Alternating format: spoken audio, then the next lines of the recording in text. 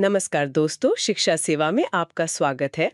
आज के वीडियो में हम लोग देखेंगे सभी महत्वपूर्ण अंतर्राष्ट्रीय संगठन जो सभी प्रतियोगी परीक्षा के लिए काफी महत्वपूर्ण हैं।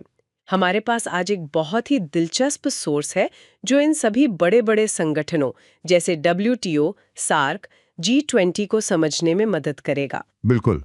तो आज हमारा मिशन है इन जटिल विषयों को आसान बनाना, कुछ मजेदार ट्रिक्स के साथ इन्हें याद करना और ये समझना कि ये संगठन असल में करते क्या हैं। हम्म।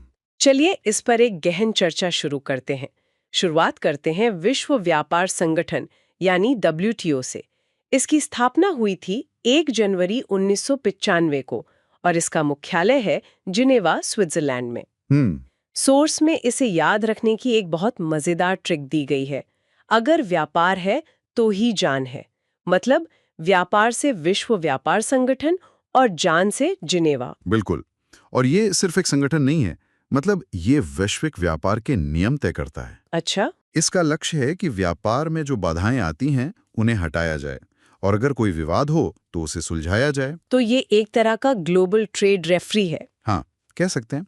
और सोर्स ये भी बताता है कि ये 1948 में बने गैट का ही एक स्थायी रूप है। गैट वो क्या था? General agreement on tariffs and trade.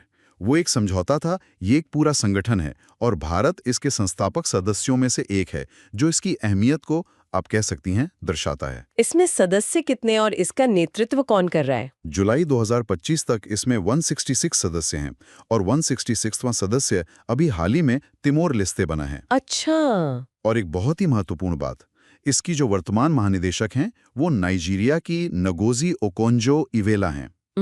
वो WTO की पहली महिला महानिदेशक हैं। ये बहुत बड़ी बात है। उनका कार्यकाल अगस्त 2025 में समाप्त होगा। वाह।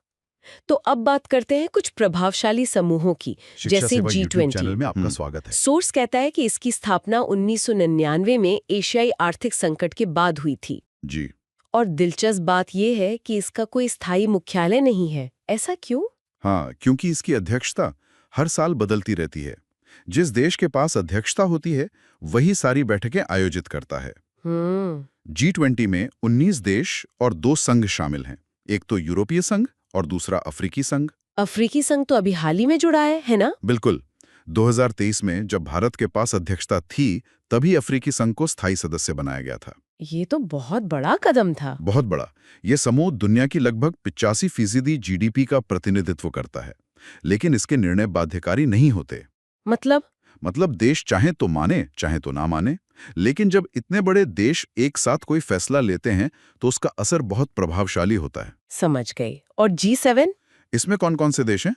सोर्स में इसके लिए भी एक ट्रिक है, जूस GF। हाँ। यानी Japan, USA, Italy, Canada, England, Germany और फ्रांस। सही।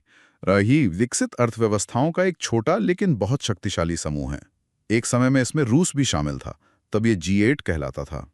लेकिन फिर रूस को निकाल दिया गया था। हाँ, 2014 में यूक्रेन पर हमले के बाद रूस को इससे निकाल दिया गया। और यहाँ ये जानना जरूरी है कि भारत, चीन और ब्राजील जैसे बड़े देश G7 के सदस्य नहीं हैं। अच्छा, अब आते हैं ब्रिक्स पर। BRICS यानी ब्राजील, रूस, इंडिया, चाइना और साउथ अफ्रीका। इसकी औपचारिक स्थापना 2009 में हुई थी। जी, और तब इसका नाम सिर्फ ब्रिक था। 2010 में जब दक्षिण अफ्रीका जुड़ा तब S लगा और ये ब्रिक्स बना। और सॉस में कुछ हाल के अपडेट्स भी हैं। हाँ, ये संगठन अब काफी विस्तार कर रहा है। 2025 में इसका 17वां शिखर सम्मेलन ब्राजील में हुआ और अब इंडोनेशिया को भी आधिकारिक रूप से इसमें शामिल कर लिया गया है। और भी देश जुड़े हैं शायद। बिल्कुल। 2024 में ईरान, UAE, मिस्र और इथियोपिया भी शामिल हुए थे। और एक और अच्छी खबर ये है कि 2026 में 18वें शिखर सम्मेलन की मेजबानी भारत करेगा। वाह, ये तो बहुत महत्वपूर्ण होने वाला है। चलिए अब दक्षिण एशिया की तरफ चलते हैं और सार्क की बात करते हैं। स्थापना 1985 में हुई और मुख्यालय काठमांडू में है। हाँ। इसे याद रखने की भी एक ट्रिक है, सार्क मछली काट लेती है, काट से काठमांडू। इसमें भारत समेत कुल 8 सदस्य देश हैं। सार्क का उद्देश्य तो बहुत अच्छा था, क्षेत्रीय सहयोग को बढ़ावा देना, और भारत इसका सबसे बड़ा और प्रमुख देश है।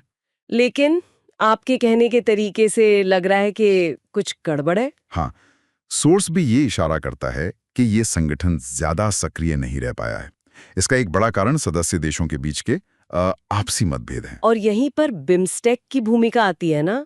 सोर्स बताता है कि भारत इसे सार्क के विकल्प के रूप में देख रहा है। बिल्कुल सही पकड़ा। बिम्स्टेक यानी bay of Bengal initiative for multi sectoral technical and economic cooperation. इसका मुख्यालय ढाका में है। ट्रिक, बाय मिस्टेक कुछ ढक दिया, ढक से ढाका। हाँ, ये ट्रिक्स काफी काम किए।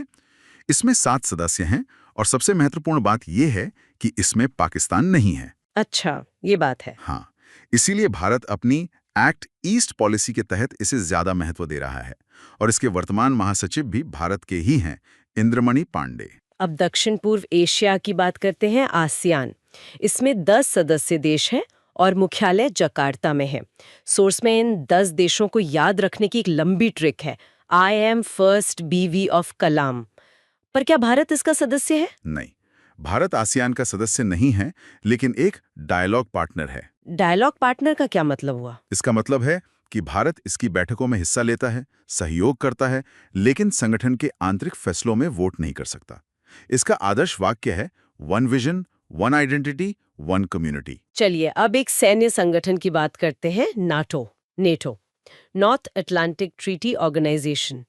1949 में बना, मुख्यालय ब्रसल्स में है और हाल ही में स्वीडन इसका 32वां सदस्य बना है। जी, नाटो की सबसे खास बात है इसका आर्टिकल 5, जो कहता है एक पर हमला, सब पर हमला। बिल्कुल।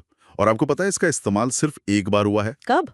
9/11 आतंकी हमले के बाद अमेरिका के समर्थन में। अच्छा, और यूरोपीय संघ यानी ईयू का मुख्यालय भी ब्रसल्स में ही है। हाँ, ये 27 यूरोपीय देशों का एक राजनीतिक और आर्थिक संघ है। इसकी स्थापना 1993 में मॉस्ट्रिच संधि के तहत हुई थी। और ब्रिटेन इससे अलग हो गया था, जिसे ब्रेग्जिट कहा गया। हाँ, 2020 में आपका स्वागत। यूके की अपनी मुद्रा यूरो है और शेंगेन एग्रीमेंट के कारण सदस्य देशों में घूमना बहुत आसान है। एक वीजा पर आप कई देशों में जा सकते हैं। अब कुछ ऐसे संगठनों की बात करते हैं जिनका काम बहुत विशिष्ट है, जैसे ओपेक, OPEC, जी, यानी पेट्रोलियम निर्यातक देशों का संगठन। मुख्यालय वियना, ऑस्ट्रिया में है। इसका मुख्य काम है तेल उत्पादन में समन्वय स्थापित करना, ताकि तेल बाजार में स्थिरता बनी रहे। हाँ, ताकि कीमतों में बहुत ज्यादा उतार चढ़ाव ना हो। इसमें 12 सदस्य देश शामिल हैं। और एशियाई विकास बैंक, ADB, इसका मुख्यालय मनीला, फिलीपींस में है। ADB का उद्देश्य एशिया में गरीबी को कम करना और आर्थिक विकास को बढ़ावा देना है।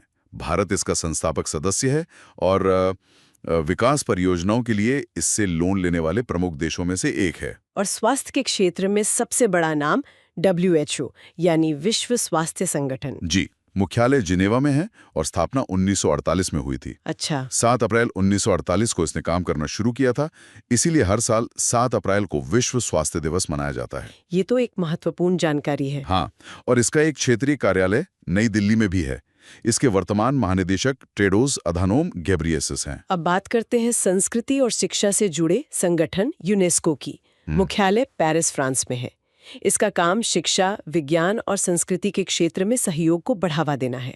और ये विश्व धरोहर स्थलों को मान्यता देने के लिए भी बहुत प्रसिद्ध है। हाँ। सोर्स के अनुसार जुलाई 2025 तक भारत में 44 यूनेस्को विश्व धरोहर स्थान है। 44। और सबसे नया कौन सा है? हाल ही में 44वें स्थल के रूप में मराठा सैन्य परिदृश्यों को शामिल किया गया है। YouTube चैनल में भारत में पहला विश्व धरोहर स्थल 1983 में घोषित किया गया था। आखिर में बात करते हैं बच्चों के लिए काम करने वाली संस्था यूनिसेफ की।